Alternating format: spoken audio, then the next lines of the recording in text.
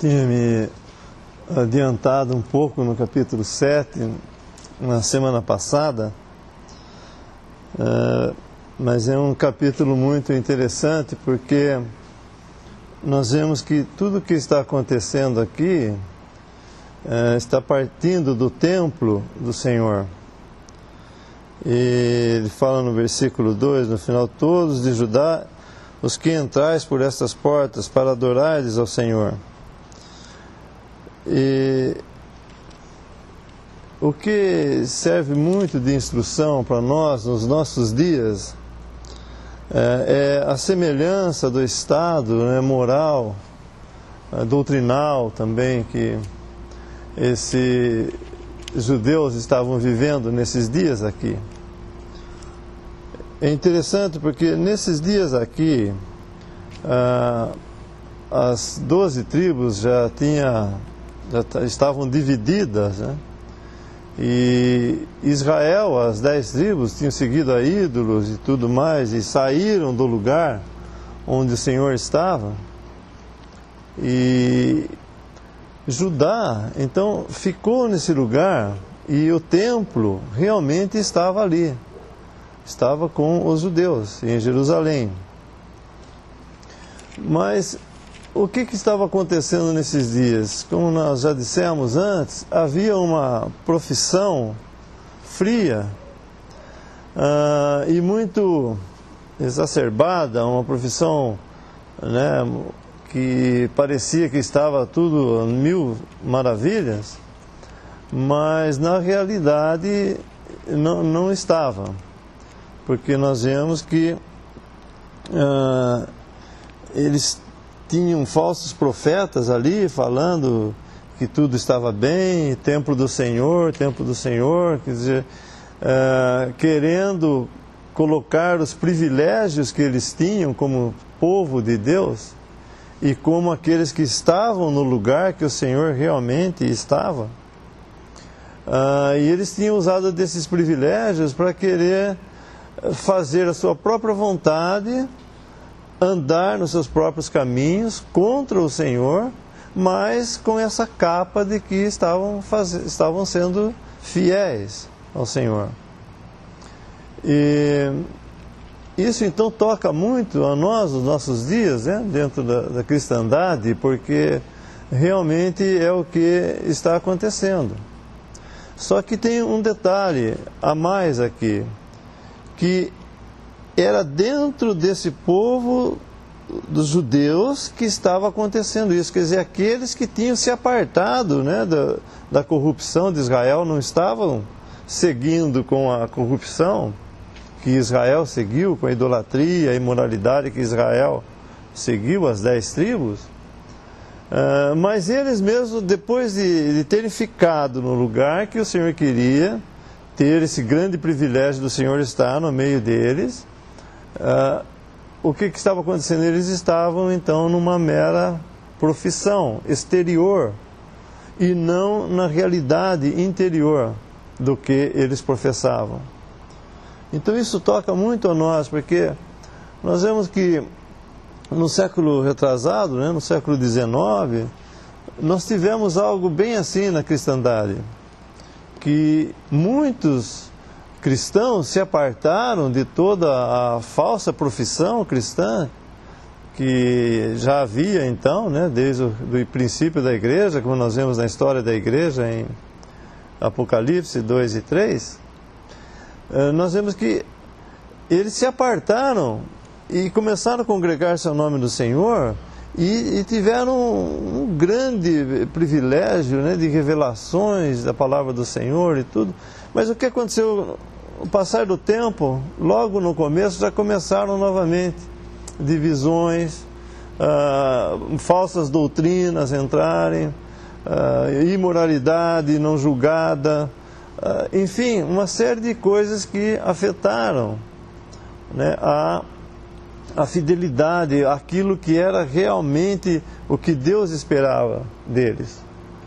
E é claro que o Senhor preservou, né, um remanescente, mas nós corremos esse risco igualmente, porque o fato de nós professarmos estar congregados ao nome do Senhor isso não nos isenta, não nos deixa imune a cairmos nos erros de ser uma mera profissão muito inchada, né, e com pouca realidade interior. Então esse capítulo, inclusive todo esse livro, ele trata muito disso. E quanto ao templo do Senhor, é interessante, porque quando Israel saiu do Egito, atravessou o Mar Vermelho, entrou no deserto, depois atravessou o Jordão e entraram na terra, a casa de Deus, o tabernáculo que foi construído no deserto, ele ficou na região montanhosa de Efraim e ficou em Silo, que é esse lugar que ele menciona aqui. Então podemos ler um versículo em 1 Samuel, capítulo 1. E nós temos uma sequência aqui, né, muito interessante, que depois de Deuteronômio, e daí então nós entramos em Josué, e eles entraram na terra com Josué, e depois vieram os juízes, e daí vem o livro de Ruth, mas na sequência, né, nós vemos que começa 1 Samuel, o primeiro profeta. Em 1 Samuel, nós temos uns versículos aqui, nós podemos ler o capítulo 1, versículo 1. Houve um homem de Ramataim, de Zofim, da montanha de Efraim, cujo nome era Eucana, filho de Gerão, filho de Eliú, filho de Tou, filho de Sufi, Efrateu. E este tinha duas mulheres. O nome de uma era Ana e o nome da outra Penina. E Penina tinha filhos, porém Ana não tinha filhos. Subia, pois, este homem da sua cidade de ano em ano a adorar e a sacrificar ao Senhor, ao Senhor dos Exércitos, em Silo. E estava ali os sacerdotes em Silo, e estavam ali os sacerdotes do Senhor, Hofni e Finéias, os dois filhos de Eli. E assim por dentro, só para mostrar como o tabernáculo, né, não havia o templo ainda, era o tabernáculo ainda, e ele estava nessa região montanhosa de Efraim, em Silo, nessa cidade onde eles então subiam para adorar o Senhor, e o Senhor pôs o nome dele ali, como nós vemos em Jeremias. E um versículo no Salmo 78 também nos mostra então, falando o que Jeremias está dizendo aqui também. Salmo 78, versículo 60. Podemos ler o versículo 58 também. Salmo 78, versículo 58. Pois lhe provocaram a ira com os seus altos e despertaram-lhe o zelo com as suas imagens de escultura.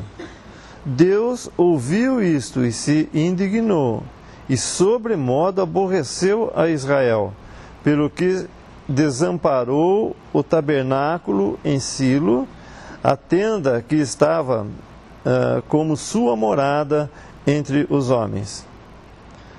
Então nós vemos que a tenda que estava com a sua morada, com a morada de Deus entre os homens, estava em Silo nesses dias. E aqui em Jeremias ele menciona isso também. No versículo 14, Jeremias 7, 14. Farei também a esta casa, agora ele está falando do templo, né, que estava em Jerusalém. Farei também a esta casa, que se chama pelo meu nome, na qual confiais, e a este lugar que vos dei a vós e a vossos pais, como fiz a Silo. E vos arrojarei da minha presença, como arrojei a todos os vossos irmãos, a toda a geração de Efraim.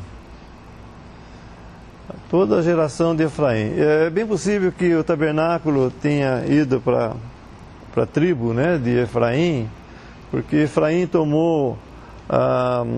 teve o direito de primogenitura, né, porque Rúben havia profanado o leito de seu pai, então o direito de primogenitura ficou com Efraim.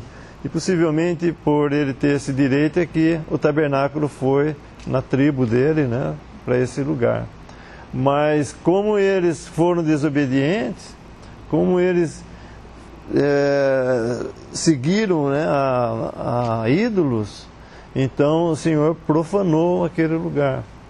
Então a mera formalidade, o fato de Deus ter estabelecido uma coisa, não faz com que os homens, né, que gozam desse privilégio fiquem imunes a serem infiéis e venham a requerer as bênçãos de Deus que eles têm como privilégio.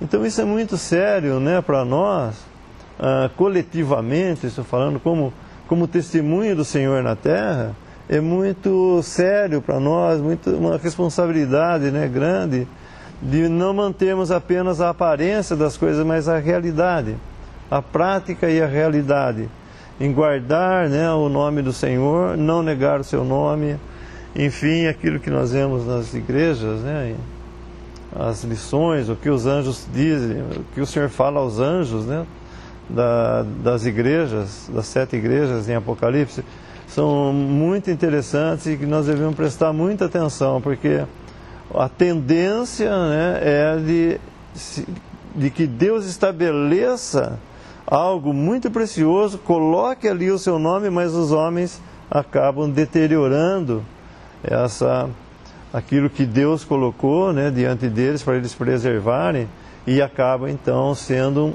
um motivo, um alvo de juízo. Na semana passada também eu mencionei que há na teologia, já não de hoje, mas muito tempo, a ideia de que não, os cristãos nunca sofrerão destruição, os cristãos nunca serão desamparados, eles nunca vão ser julgados ou condenados. Isso é uma coisa que tem dois lados. É verdade quanto ao verdadeiro crente, que ele nunca vai perder a salvação, ele nunca vai deixar, ou melhor, Deus nunca vai abandonar ou deixar entrar em condenação, em julgamento. Isso nunca vai acontecer com um verdadeiro crente, individualmente. Mas com a igreja professa, com os crentes coletivamente, os professantes, os crentes que professam sem a realidade da fé, isso sim vai acontecer. É o que nós vemos em Apocalipse, né, na condenação da grande Babilônia, que é então a falsa igreja, né, aquela que só professa por nome e não com realidade de fé. Ela entra assim na grande tribulação e sofre um juízo ali. Mas o crente individualmente não. Ele que é crente realmente, ele não passa por isso. Mas a igreja, sim, esse sistema religioso que estava com Israel e agora está com os gentios na igreja, né, que é formada de judeus e gentios, essa mera profissão cristã, essa sim entra em julgamento e em condenação. E o crente verdadeiro, né, ele não. Individualmente ele crê no Senhor e, embora ele tenha andado em fraqueza aqui muitas vezes, e até muitas vezes caído em pecado mesmo, mas ele não perde a sua salvação, porque ela depende da obra que Cristo fez por ela, e não do que ele faz para melhorar essa salvação ou para alcançar essa salvação. Mas esse sistema todo é assim um alvo de juízo de Deus por não andar nos seus caminhos. Enfim, uma profissão exterior sem realidade interior. Somente uma coisa importante, que em Deuteronômio 12 nós vemos que Deus nunca deixou para o homem escolher o lugar de adoração. Ele sempre falou profeticamente que ele poria o seu nome num lugar, ele escolheria esse lugar, e foi assim que Deus fez, e por isso que depois de Silo, né, nós vemos que o templo foi feito em Jerusalém, que foi o lugar escolhido por Deus, Deus habitava ali, e depois então nós vemos na igreja também, nunca deixou para os homens escolherem onde se congregarem para o nome do Senhor, não. Deus é que, pelo Espírito Santo, congrega os 2 ou 3 para o nome de Cristo. Então isso não é escolha do homem, é Deus, o Espírito Santo, congregando para o nome de Cristo. Então há um lugar onde Deus habita, há um testemunho na terra onde Deus habita, e esse lugar, né, está sob a responsabilidade dos homens, e os homens deixam escapar de suas mãos. Mas Deus continua fiel e Ele mantém a verdade, né, por aqueles que Ele tem escolhido e tem dado esse grandíssimo privilégio de estarem congregados ao seu nome. Mas não é o homem que escolhe, não fomos nós que escolhemos, foi Deus, pelo Espírito Santo, que congregou a esse lugar. E realmente as provas virão. Então, houve uma quantidade de anos entre o Império Assírio ter levado as 10 tribos e depois Nabucodonosor vai levar as 2 tribos, Judá e Benjamim, cativos para a Babilônia. Houve uma quantidade de anos, e se não me falha a memória, 127 anos, eu já mencionei aqui, mas eu estou em dúvida, suficiente para que eles se arrependessem. Eles estavam no lugar onde eles deviam estar, eles tinham acesso aos oráculos de Deus, mas isso não tocou, não agiu neles. Num determinado momento eles são indiferentes. No capítulo da semana passada, aparenta ser mais do que indiferença, como a gente vê em Laodiceia, uma igreja, uma profissão indiferente. Aparenta, no capítulo anterior, como nós vimos, aparenta mesmo ser uma rebelião, deliberadamente eles estavam fazendo algo contra Deus. Eu estava pensando em relação às coisas que o irmão colocou, isso já foi dito no século passado, possivelmente no século retrasado também, muitas vezes, mas que não é o conhecimento em si que vai nos livrar, por exemplo, por assim dizer, de nós mesmos, mas o quanto nós desfrutamos daquilo que Deus nos dá a conhecer. Então, nós podemos conhecer muito e podemos estar caminhando praticamente, de uma maneira prática, eu estou dizendo, sob o olhar dos irmãos, não sob um exercício de consciência, da minha consciência, diante da palavra de Deus, andando na presença do Senhor. Então a minha consciência vai estar baseada no que os irmãos veem. Se os irmãos não veem, está tudo bem. Então eu consigo andar, mas segundo a vista dos homens.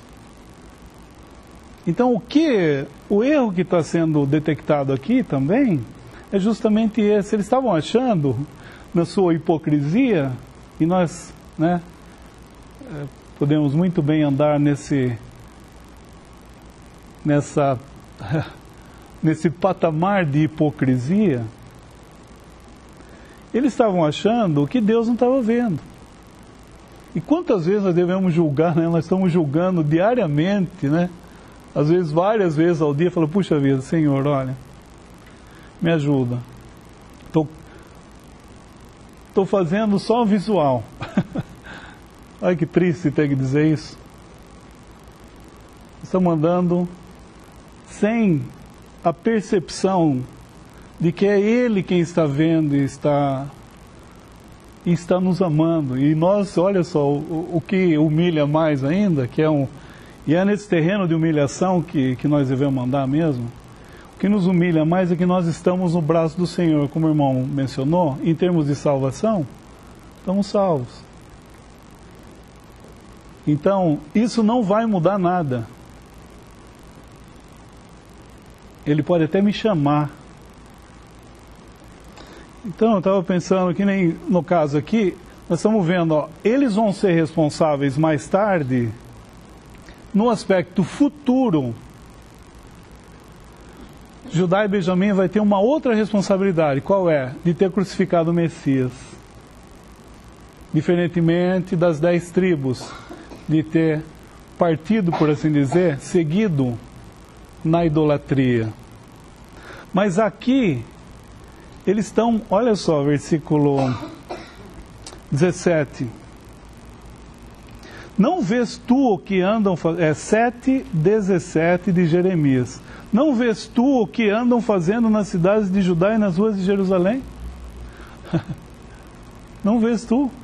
Os filhos apanham a lenha e os pais acendem o fogo. E as mulheres amassam a farinha, fazem os bolos, a deusa chamada Rainha dos Céus. E os oferecem libações a outros deuses para me provocarem a ira. Olha só. Olha o que eles estão fazendo aqui. Então, versículo 19. Acaso é a mim que eles provocam a ira, diz o Senhor, e não antes a si mesmo para a confusão dos seus rostos? Ele vai julgar. Deus vai julgar isso num determinado momento. Tanto que depois eles vão falar assim, olha, está dando tudo errado porque nós não oferecemos para a Rainha do Céu. Ao invés de ver que era a mão de Deus julgando, isso é a distância, né? Isso pode acontecer com a gente. Nós não discernirmos o que Deus está fazendo conosco muitas vezes. Então, versículo 28, eu acho que um ponto também, um dos piores pontos é esse aqui, que pode acontecer conosco, que pode até estar acontecendo conosco. E só para ressaltar, o tempo nosso já foi, mas versículo 28, só para sumarizar. Versículo 28, e lhes dirás, uma gente é esta que não dá ouvidos à voz do Senhor seu Deus. Olha só. E não aceita a correção. Já pereceu a verdade e se arrancou da sua boca. Estava pensando não aceitar a correção. Que perigo. Que perigo.